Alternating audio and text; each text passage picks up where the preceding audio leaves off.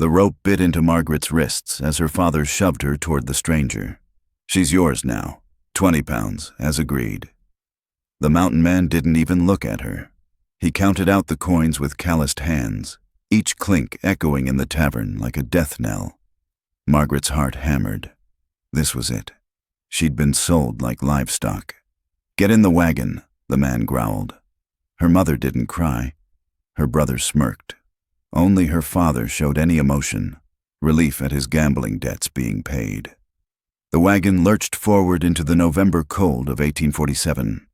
Margaret pulled her threadbare shawl tighter, stealing glances at her new owner.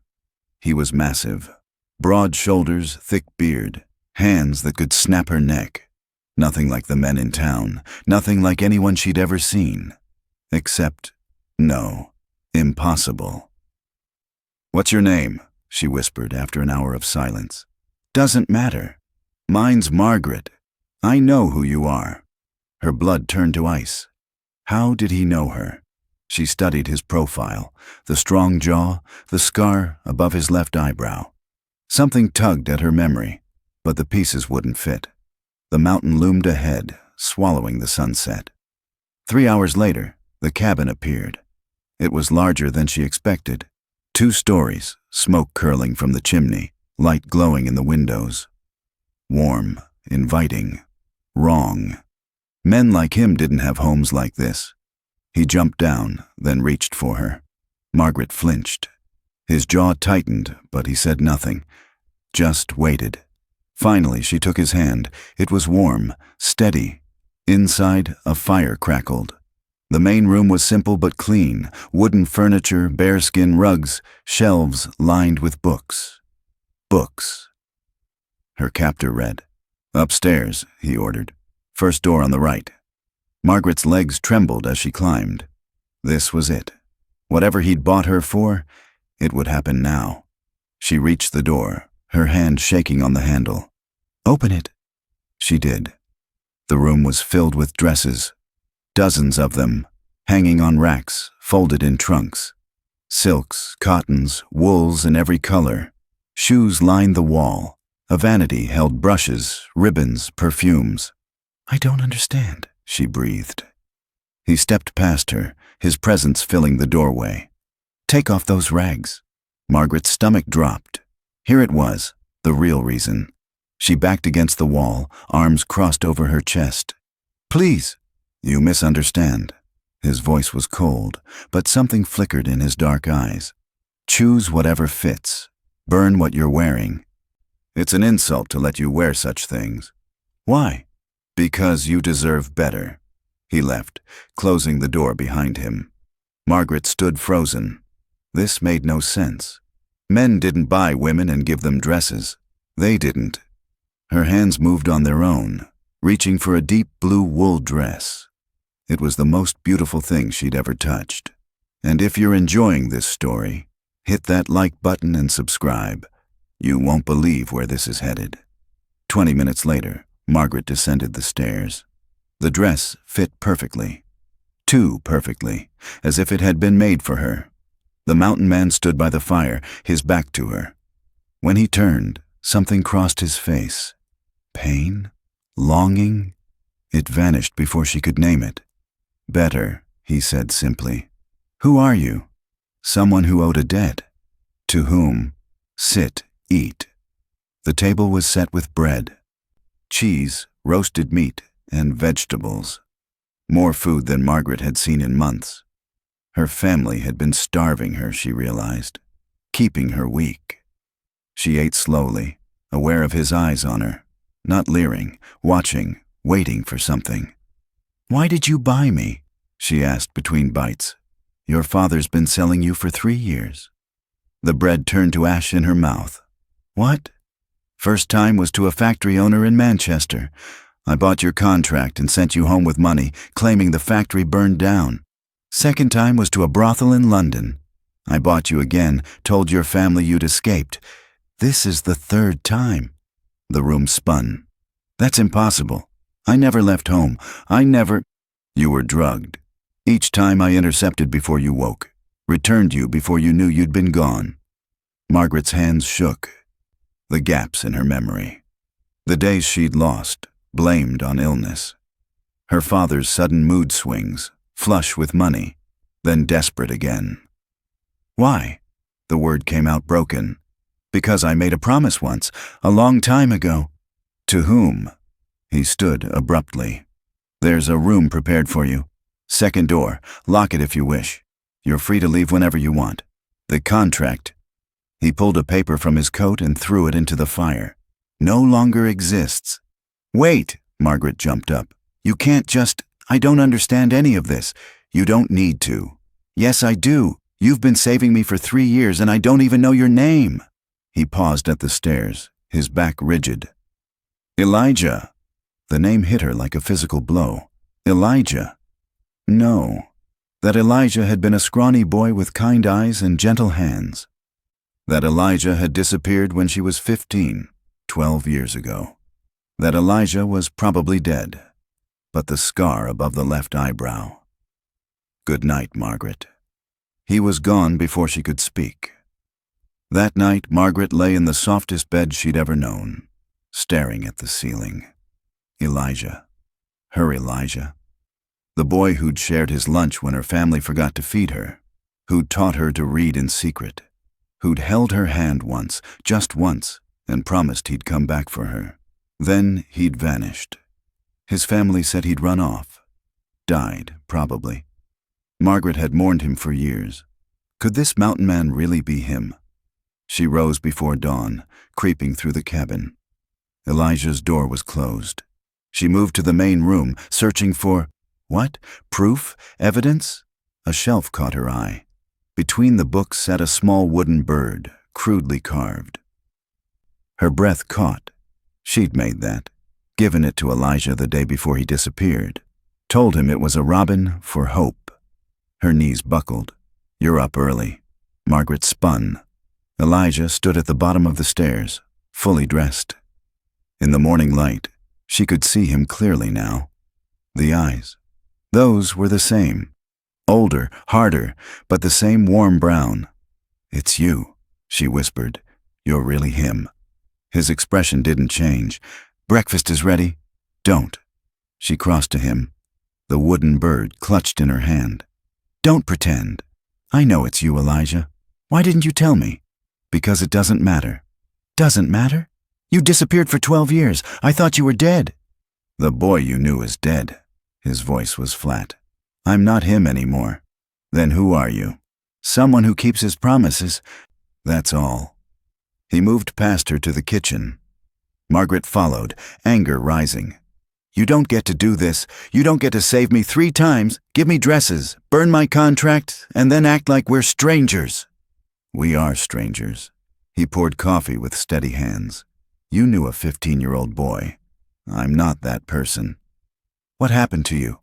Silence. Elijah, please. I killed a man. The words were cold, factual. The night I left. Your brother and his friends cornered me by the river, said I was getting too familiar with you, beat me until I couldn't see. I grabbed a rock. Didn't mean to hit so hard, but... Margaret's hand flew to her mouth. He lived, barely. But I had to run. Spent 2 years working coal mines in Wales, nearly died twice. Then I met a merchant who needed protection on a trade route to India.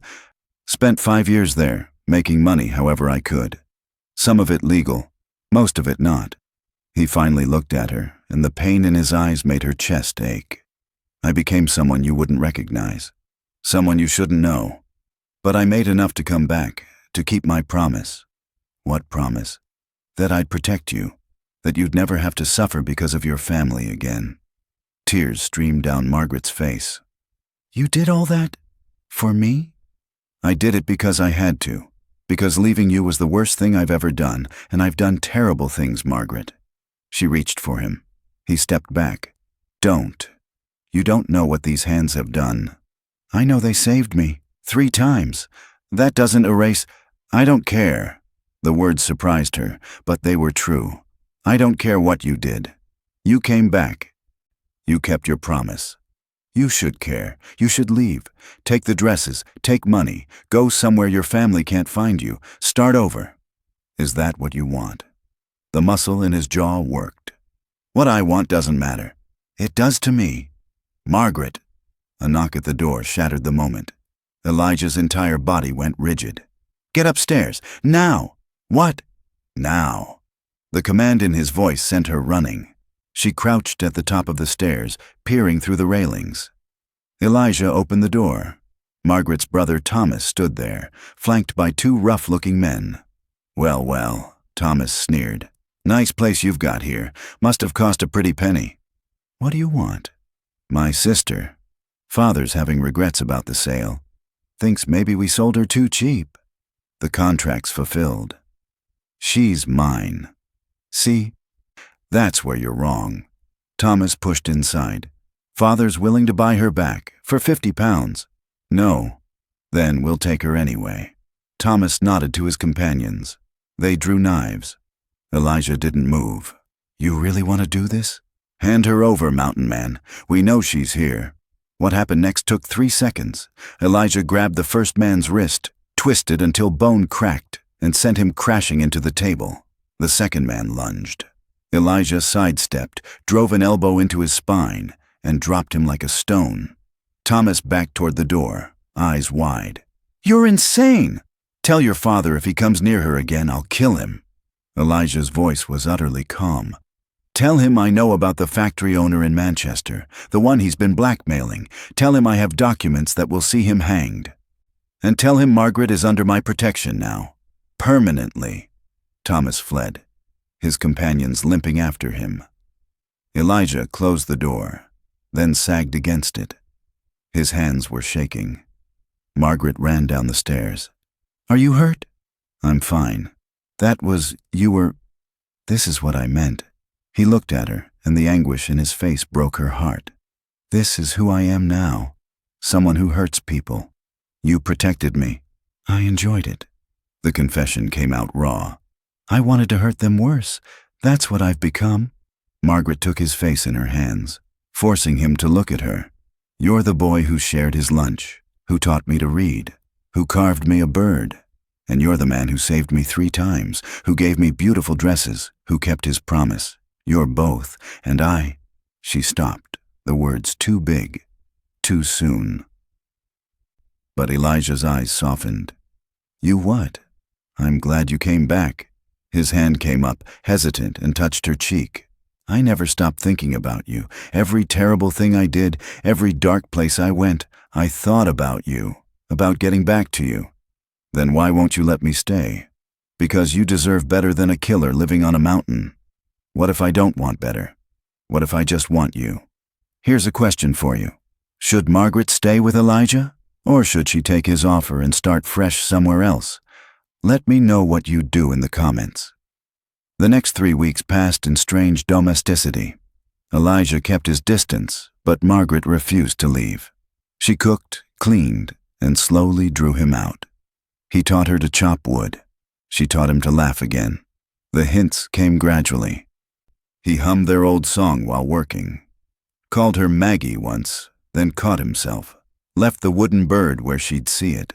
He was testing her, she realized. Seeing if she'd remember. If she'd accept him. One evening, she found him in his workshop, carving. She watched from the doorway as his hands, so violent days ago, moved with delicate precision. What are you making? He startled, then held it up. A wooden robin. Bigger than the first, more detailed. For you, he said quietly. The old one's falling apart. Margaret's throat tightened. Why a robin? You said it was for hope. I've been hoping for 12 years. For what? That I'd be worthy of you again. She crossed to him, took the carving, and set it aside. Then she took his hands, scarred, calloused, deadly, and held them. You already are. Margaret, stop pushing me away. Stop deciding what I deserve. I'm not a child anymore, Elijah. I'm a woman who's choosing you, if you'll have me. His control cracked. He pulled her close, burying his face in her hair. I've wanted nothing else for 12 years. Then stop fighting it. He kissed her then, and it was nothing like the innocent hand-holding of their youth. It was desperate, hungry. 12 years of longing poured into one moment. When they broke apart, Both were shaking. "Stay," he whispered. "Not as someone I saved, as my wife, if you'll have me." "Yes." No hesitation. "Yes." For 2 perfect weeks, they planned their future. A small wedding in the village, expanding the cabin, maybe children someday. Then the past came calling. Margaret was gathering eggs when she heard the horse. She turned to see a man dismounting, tall, well-dressed, with cold eyes. "You must be Margaret," he said smoothly. "I'm Lord Ashford, your fiancé." The basket fell from her hands. "I don't have a fiancé. Your father arranged it 5 years ago. I paid handsomely for the privilege. Then you disappeared. Imagine my surprise when I heard you'd been sold to some mountain savage." Elijah appeared from the woods, an axe in his hand. "Get off my property." "Ah, the savage himself." Ashford smiled. "I'm here to collect what's mine. She's not yours. I have a contract. Signed by her father, legally binding." Margaret's stomach dropped. "That's impossible." "Is it? Your father's been quite busy selling you to multiple parties. I simply have the oldest claim." Ashford pulled out a document. "Either she comes with me, or I'll have the magistrate here by tomorrow." "You'll hang for kidnapping." Elijah's knuckles whitened on the axe. "The contract's invalid. She was sold under duress. Prove it, in court, while you're in chains." Ashford's smile widened. "Or give her to me now, and I'll forget this unpleasantness." "Never." "Elijah," Margaret said quietly, "let me see the contract." He looked at her, betrayed. "Maggie, no, just let me see it." Ashford handed it over, smug. Margaret read it carefully, her heart sinking. It was real. Dated 5 years ago. Her father's signature clear. She'd been engaged and never knew it. "There's a clause," she said slowly. "The marriage must be consummated within 6 months of the bride's 18th birthday, or the contract is void." Ashford's smile faltered. "What?" "I'm 27. This contract expired 9 years ago." Silence. Then Ashford's face twisted with rage. "You little—" Elijah moved between them, axe raised. "You heard her! Get out! This isn't over. I'll sue for breach of contract. I'll take everything your father has—" "My father has nothing," Margaret said coldly. "And I hope you bankrupt him trying. Now leave before my husband buries you on this mountain." Ashford looked between them, calculating. Then he mounted his horse and rode off, cursing. Margaret's legs gave out. Elijah caught her, holding her tight. "It's over," he murmured. "It's really over." "Is it? What if he comes back? What if there are others? Then I'll deal with them, all of them, for the rest of our lives, if I have to." He pulled back, looking into her eyes. "You called me your husband. Well, you asked me to marry you. I'm just getting ahead of schedule." He laughed, a real, full laugh that transformed his face. "Marry me tomorrow." "Tomorrow?" "I've waited 12 years. I'm not waiting another day." They married the next morning in the village church. No guests except the priest and his wife. Margaret wore the blue dress. Elijah wore his best shirt and looked terrified.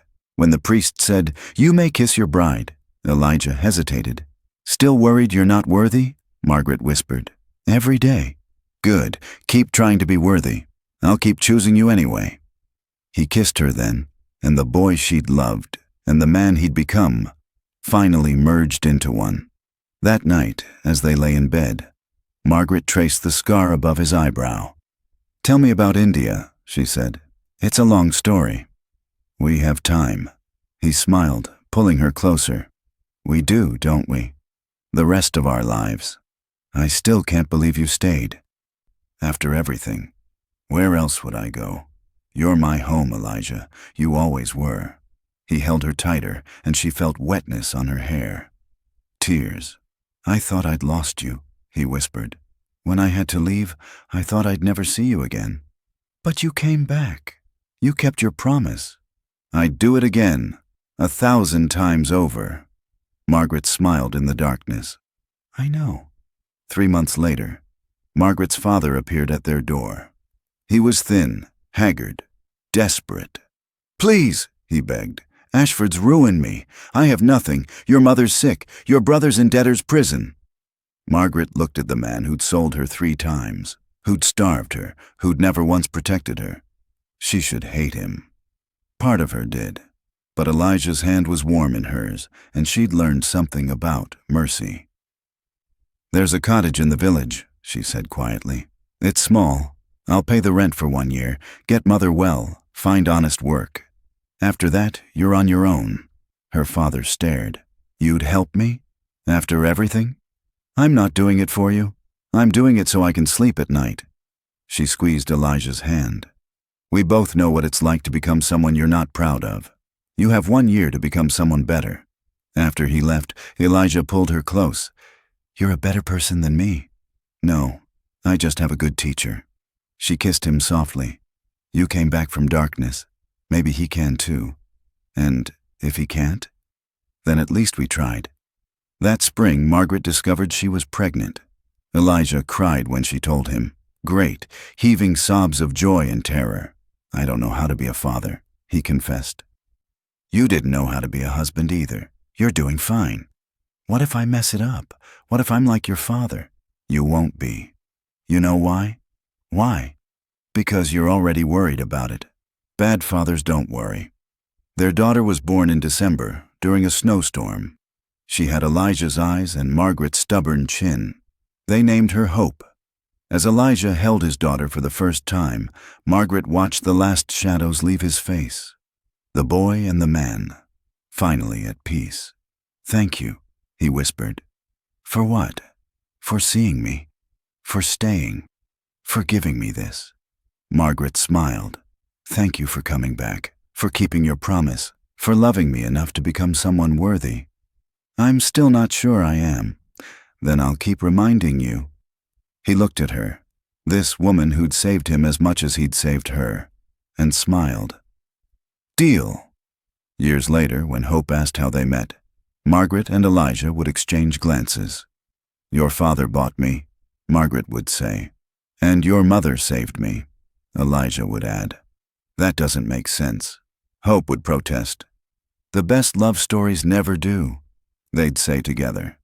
And in the cabin on the mountain, surrounded by the family they'd built from broken pieces, they'd hold each other and remember.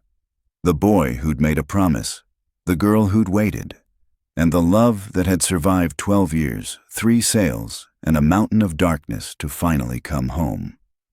So what did you think of Margaret and Elijah's story? Could you forgive someone like Margaret's father?